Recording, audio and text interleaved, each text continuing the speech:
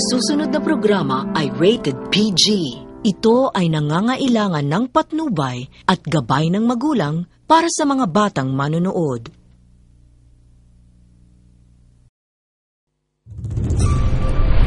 Kakatiwalaan ng mas maraming Pilipino, ABS-CBN News and Current Affairs. Panig sa katotohanan, panig sa bayan.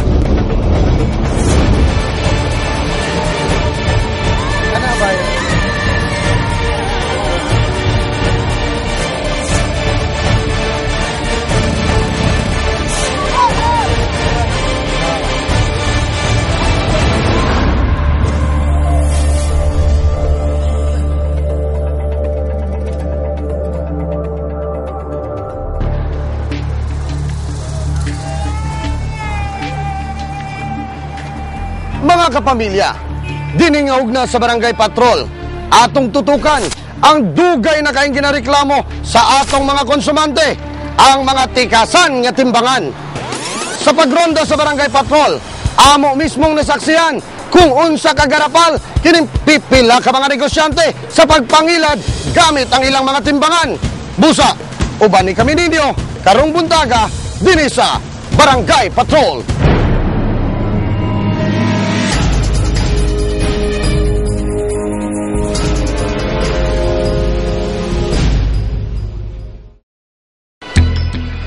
Usa sa pinakakomon nga reklamo sa mga konsumante mao ang pagpanikas sa mga timbangan. Daghan na ang mga nabiktima niini, dili lang sulod sa mga merkado publiko, apan ilabi na sa mga larayan o kining mga baligya sa sidewalk. Nagpalit ko isda kanang sa sidewalk lang ito, magsulod pa ko. Buwan naman kada murag Malangan na. o malangan na ba apa sa oras pa ba. Tapos pag palit ako isa ka kilo, pag patimbag na ako sa kuan sa palit ko bugas sa kailan ako diyan kapag sa pagturuan. Pag ipatimbang na ko sa iya, pag patimbang na ko sa iya, 3/4 na lang dako kay ang isa ka kilo na himong 3/4. Dako kay bawas ba daya dito lang. O sige bati ni mo sir pagkakuan nimo. Siyempre suko gyud kay taana kay kuan ba kay Paningkamutan natong kwarta no nya ilaron lang muna pangitan kuan ba kwarta ba tapos ilaron lang dito ang kuan. Mga tao diyan nagpagwala ng trabaho tarong ba.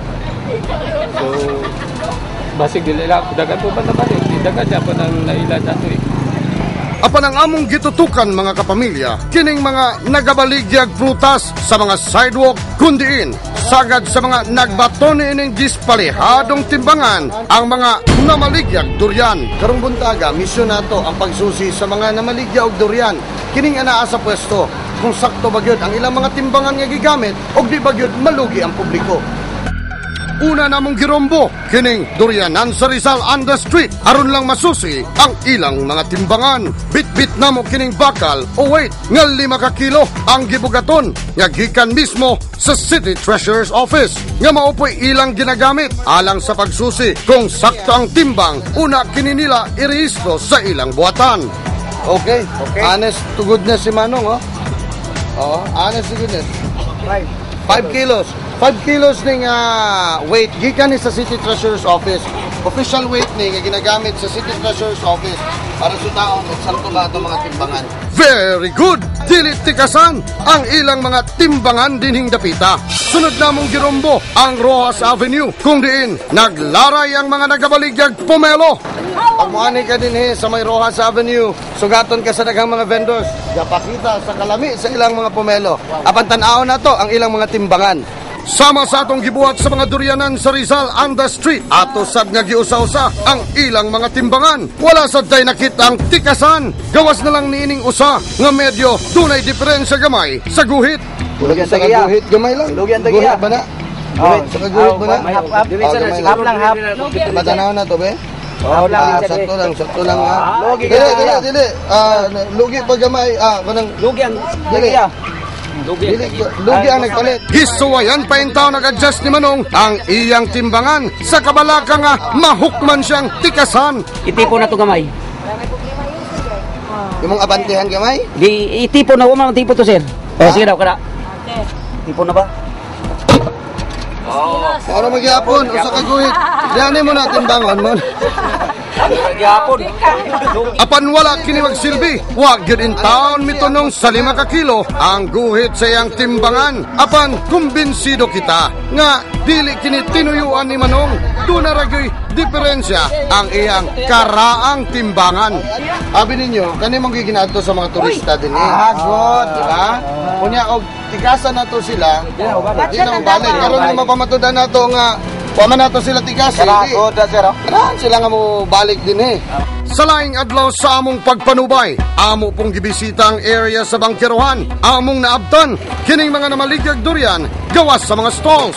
Among gisusi kung parehas ba ang kalibre sa ilang mga timbangan sa mga gigamit sa lain pang mga tindahan sa palibot. Una namong gisuwayan kining ana sa multicab. Among gitimbang sa ilang kiluhan o gitimbang sa dire sa kiluhan sa bugasan nga duol rapod sa iyang pwesto.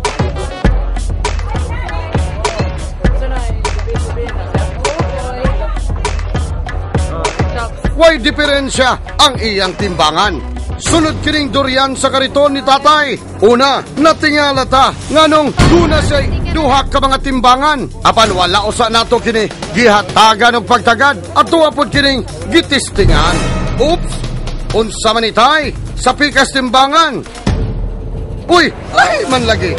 Gini. Ana asa may rehistroan niya, asang sticker ana. Hindi ako sa akong ison. Wala to sa akong ison, gidala. Wala gidala. Gidala. Kato, unsa man to dito? Wala lagi to gigamit. Wala gigamit. Ako to siguro resto to. Daghana ba dinhi mo timbangan diri te? Hindi man ako kanira man akong gibantayan, wala siya diri. Asa man kasi sa mana? Sa akong ison. Sa imong info. Wala siya diri. Maubatay kung wala kini ninyo ginagamit. Ngano, naman na diya nakabalandra og ready to use. Nasayod ba kaha ang imong mga customer nga tikasan ka ng usas sa imong mga timbangan? Tanawara, wala pa sticker sa treasurer's office. Di ba mo magduda ni Ana? Apan mga kapamilya, kun man ugaling, dunay hokus-pokus sa timbangan ni tatay. Wala ra kini sa kumingking. Sa garapal nga klase sa pagpanikas nga among nadiskubrihan sa mga namaligyag durian ya sa Ramon Magsaysay Street, magkalilisang kung ano atangi sa pagbalik sa Barangay Patrol.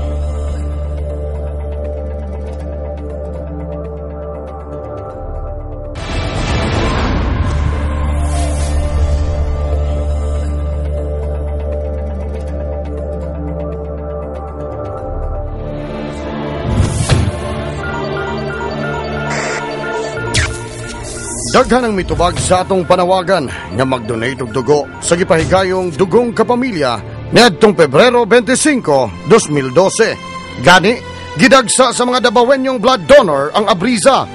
Alas 9:30 pa lang sa buntag, dunay nagpa-screen.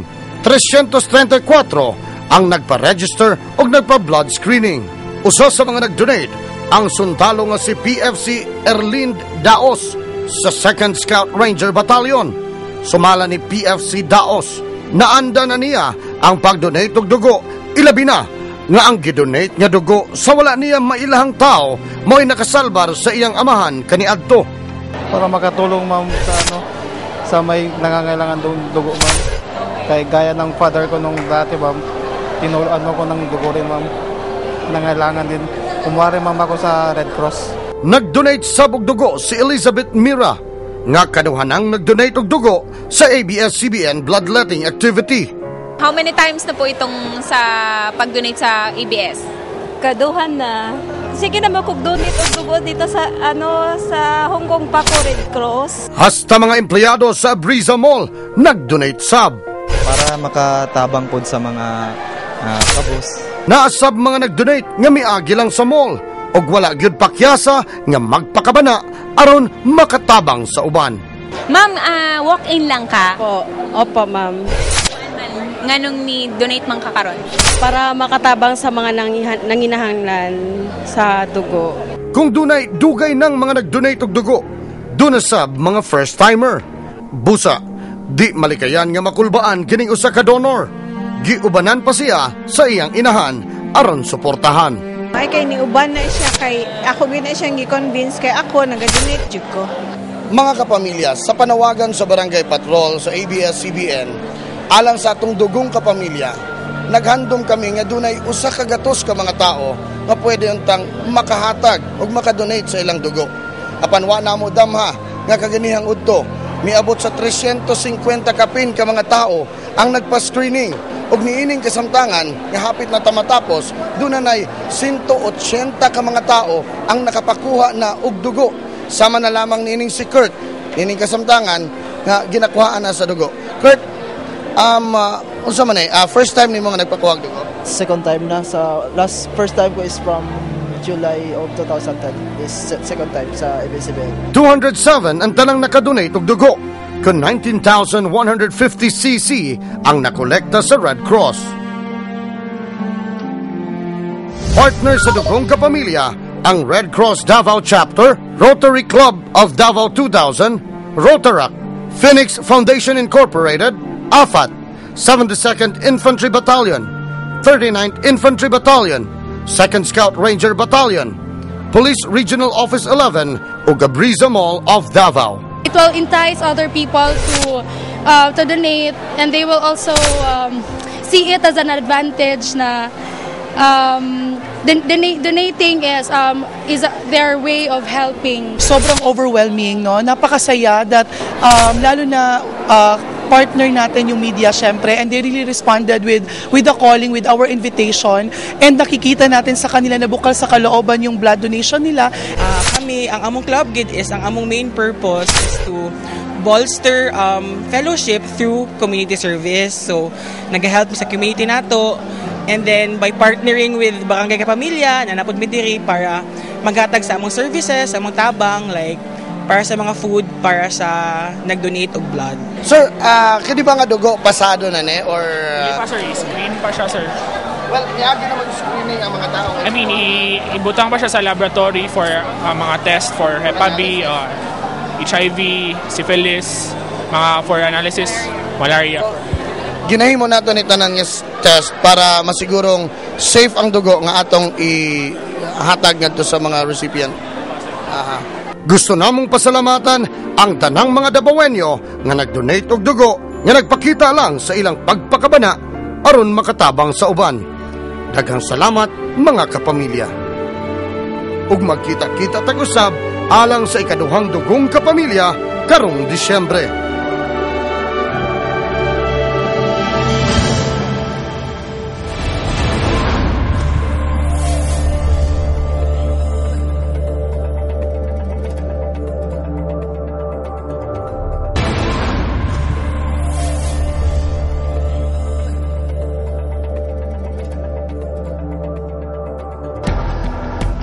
Kaniya sa Barangay Patrol, girumbo sa among team ang pipila ka mga manindahay ug prutas sa area sa Rizal, Anda Street, Rojas Avenue ug Bangkerohan. Usara sa among mga gipang testingan nga mga timbangan ang nakita natong medyo questionable. Apan wala ra kini katunga mga kapamilya sa kagarapal sa pipila ka mga durian vendors diri sa sidewalk sa Ramon Magsaysay Street, kundiin sagad ginareklamo sa mga mamalitay. Daghan kunog tikasan nga timbangan dinhi nga area. Di ang among giadtuan, nakurat kami sa among nadiskubrihan. Di ang nasayra namong hastang dako adiay sa gitikas niining mga durian vendors.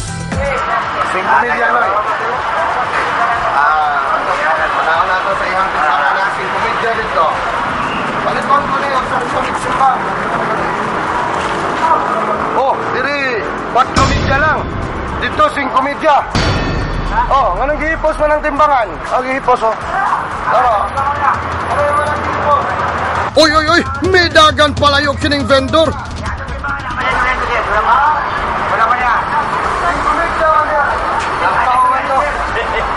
Kaya timbangan 5 media ni. Sa katimbangan 4 media lang. O gibiyaan na lang diniyang gibalig yang durian nga walay nagbantay. Hurbida. May nagreklamo sa inyo kay hilak pang reklamo. Diri gyud kay 3 media lang gyud. Dito 4 media, 5 media, 3 media.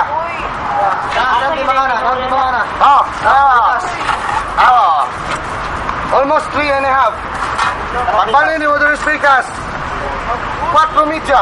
Pag-ato niyo dito speak, 5 media.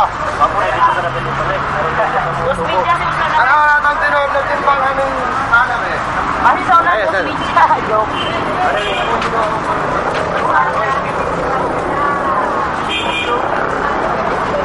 3 media, ragyan.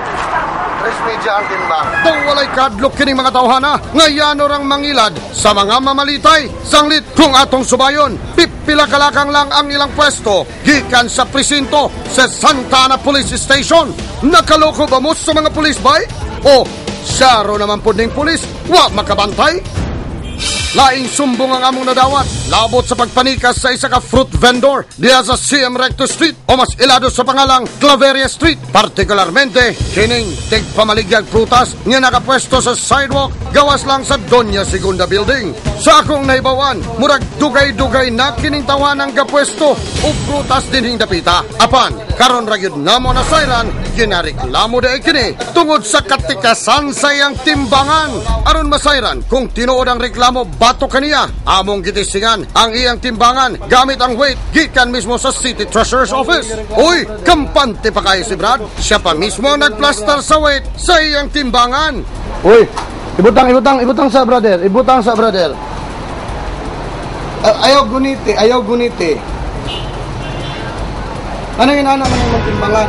At anang timbangan rin, boss. Hindi na tanang timbangan yung anak. Ano yung anak man yung timbangan? Kabalo ba kapag pangilad na sa tao na imong ginahimo? Mao na yung timbangan yung ginareklamo din, gumikan sa grabing pagpanikas. Di ka katong imong tikas?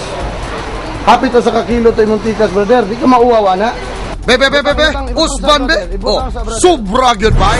Bisa kun saon, 3/4 unsa may buti pasabot ni pare. Madaot ang prutas. Malata. Pangbawi lang sa risiko. Pangbawi lang sa risiko. Oo na. Maliasa din timbangan, boss. Ngana dito sa timbangan. Tikasan gyud ang mga timbangan diri. Nadabaw. Aminado pa gyud ning tawana nga gituyo niyag lubag ang iyang timbangan aron daw makabawi sa iyang lugi. Kay sumala niya, biktima sad kuno siya. Kay gitikasan kuno siya sa iyang gikomprahan og prutas. Daw dili may tsura ang naong nining tawhana. Diyang ako nang gikompronta. Di ka mauwaw na sa imong mga customer imong ginasuki dire, nga ginareklamo kanila dire. Unikan kay, abot nila sa balay ang imong timbangan kulang kuno. Dapat ginadakop ng imong timbangan, naa pa naman kay rehistro sa Treasurer's Office. Ano na naman imong timbangan, Brad? Sahod man yan.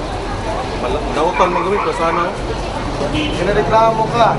Wala may reklamo din. Wala ka reklamo dire. Ba't ka nakabalumi kaya wala nagreklamo? Diba, nakabalumi, Brad, kaya nagreklamo sa amuha.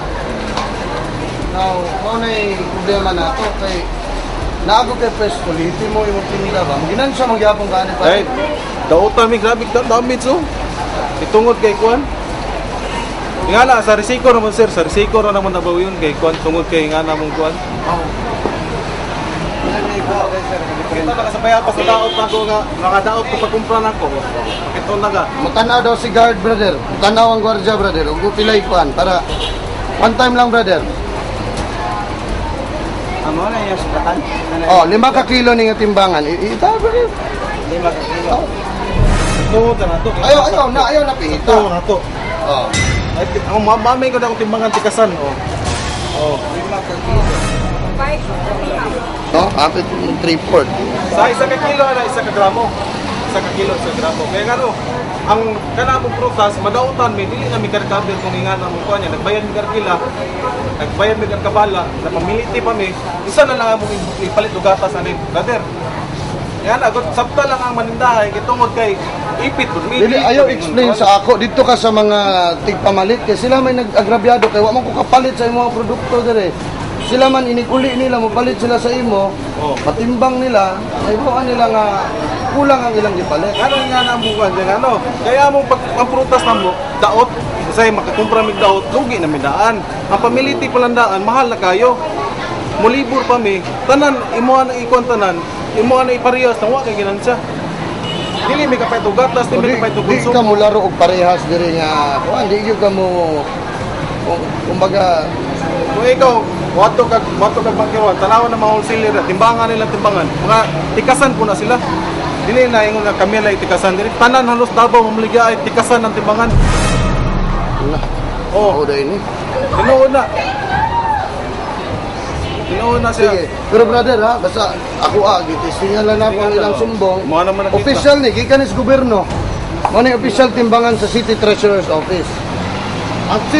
Ang City Treasurer's Office, wala makakita ni ini. I don't know kung nakita nila kay silyado man pud to. Nagpamatuod nga na inspection ng timbangan, pero gamit nako ang mismong weight sa City Treasurer's Office. Pakyas man ta sa atong nakita. Hapit man mo 3/4 ang diferensya sa timbangan kaya ang ginagamit pagpamaligya ni ining lami kay mga prutas. Sige ba? Sige lang. Ikaw kung suroy ka sa uban da, suruyan na dira. Timbangan na ilang timbangan na tikasan na. Tinuod ang istorya sa mga. Ato dito sa wholesaler gani sa bangkiruan. Timbangan na ilang timbangan na. Tanawa, parehas ba? Istingin dito. Para makabalo ka kung sa'yo pamaligya kay prutas. Bigyan ko ba po diri kay naulawan ako ani. Itukan ka, brother. Wagyo ko'y mahimo, brother. Kaso sa publiko, dapat dadaan ta na kag pulis diri karon. Kung nasuko ka nako kay gipakaulawan ta ka, dapat ipapriso ta gani ka karon. Pagpanikas man ang imong gibuhat, pero tagaan ta kag chance. Ilisdi imong timbangan and mutuo ko nga kani mga tawhan mo palit gyapon sa imo. Pero kani akong gihimo karon, chance ni para sa imo. Kay kung tinuod nga brutal rako, nagdaan ako pulis ron. Mas uwaw tong mapusasan ta, brother, ha? Kay kanina ani violation na sa balaod. Sala na sa balaod. Sama rin na sa pagpangilad o pagpangawat sa kwartas mga mamalitay nimo. Sige, bay. Sus, Ginoo ko, pagkagarapal na lang, apan unsa bay ginahimo sa mga intungdang ahensya niining mga dispalihadong timbangan. Matod sa City Treasurer's Office, daghan na sad kuno ang nadawat nilang mga reklamo labot sa mga tikasan nga timbangan. Actually, na nagatawag dati at dili po i-confirm nga na tikasan daw nga timbangan ilabi na sa mga markets.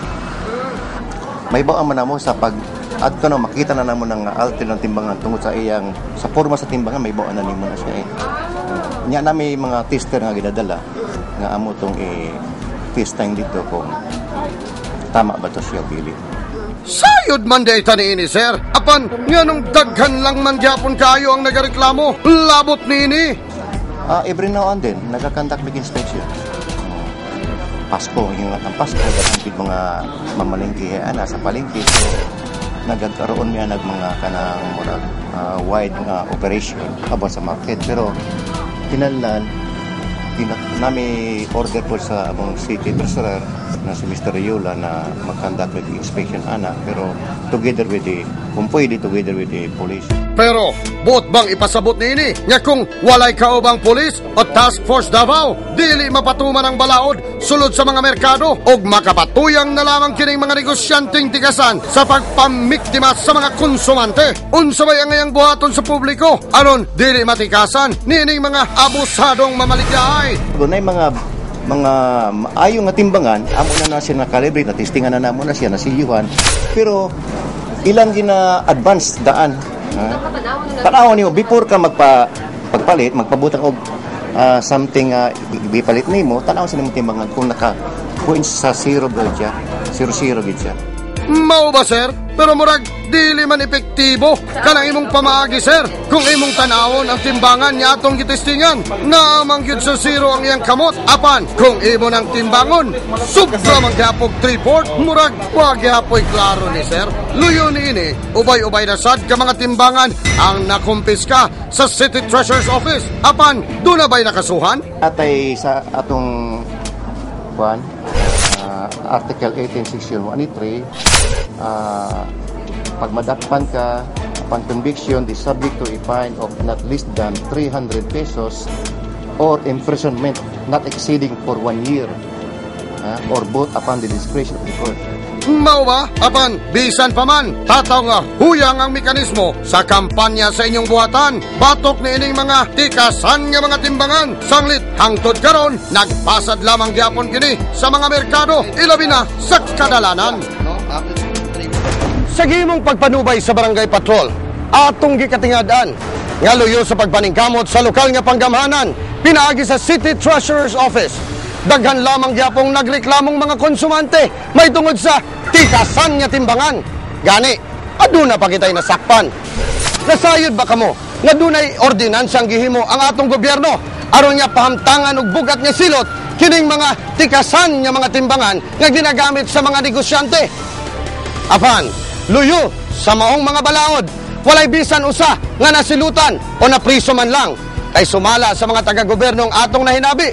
Hasol kuno kayo ang pagdala sa kaso ngadto sa husgado. Nawala na gani ang pagsalig sa pipila ka mga konsumante sa tikasan nga mga negosyante. Palihog lang sa lokal nga panggamhanan, ayaw paabuta nga mawad-an na pong kumpiyansa kaming katawhan kay kamo ang among gisaligan aron kami inyong kaprotektahan. Sa gusto mo padangat sa ilang mga reklamo dinhi sa Barangay Patrol, i-text o itawag lang sa mga numerong makita sa inyong TV screen o i-post sa Facebook page Barangay Patrol. Kini ang inyong kapitan, Randy Cañedo.